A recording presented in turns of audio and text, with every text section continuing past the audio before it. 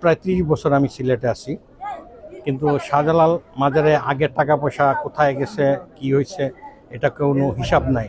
এখন ডিসি সারোয়ার আলম সাহেবের যেই ব্যবস্থাপনাটা দেওয়া গেছে যে শাহজালাল মাজারের টাকা মানে গণনা হবে, সরকারি অ্যাকাউন্টে যাবে, আমার মনে হয়, আমার ব্যক্তিগত মতামত, প্রতি বৃহস্পতিবারে ডেকগুলি খুইলা যা হিসাব পাওয়া যায়, শুক্রবারে জুম্মার নামাজের পরে জনসাধারণকে জানায় দেওয়া দরকার যে মাজারে এই এক সপ্তাহে এত টাকা পাওয়া গেছে, পরের সপ্তাহে যে এই টাকাগুলি কোন খাতে ব্যবহার হইল, কোথায় গেল, এগুলি একটা হিসাব দিলে মনে হয় স্বচ্ছতা ফিরে আসবে।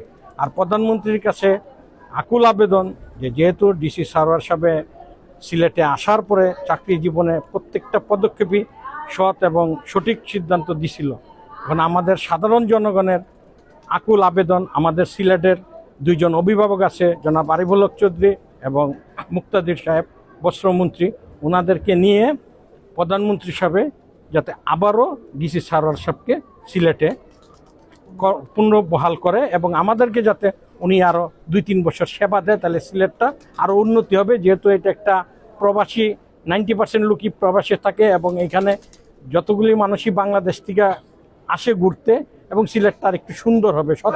যে ডিসি সারোয়ার আলম স্যারের যে আমরা 3 দিনে 17 লাখ টাকার একটা হিসাব দিচ্ছেন, আমরা চাই দিন এটা সুষ্ঠু যোগ দেন, আমরা সম্মুখে এটা হিসাব হোক।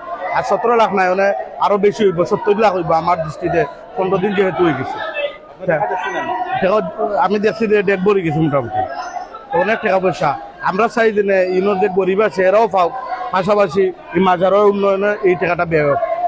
মানে তারা আমি কেউ চুর হইতাম না, এখানেও হইতাম না, আমি দেখছি এই টাকাটা হয়ে গেছে, কারণ তারা তো এলাকা আইসেন না। যেহেতু অনেক যারা আইসেন এর উপরে আমার সম্পূর্ণ ফেইথ আছে, আসার আগে তারা সঠিকভাবে এই টাকাটা বন্টন করবা। যে আইসি আরো আগে আইসি আসি নিয়ত পুরা করার জন্য, যে নিয়ত পুরা করলে হয়, এই নিয়তের জন্য আসি।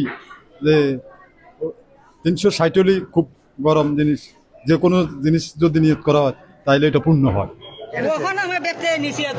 এখন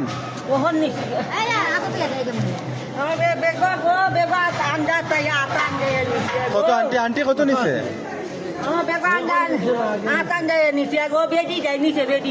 কত আছিল? 16,000। কোন জায়গা থেকে আইছেন আপনি?